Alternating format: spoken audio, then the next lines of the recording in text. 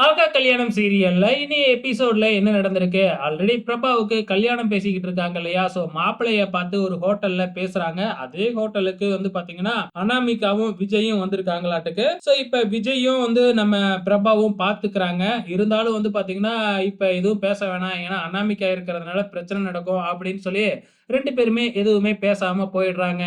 So இனி எபிசோட்ல நம்ம விஜய் வந்து பார்த்தீங்கன்னா, நம்ம பிரபாவ வர வச்சு ஏதோ பேசுறாப்ல ஹோட்டல்ல.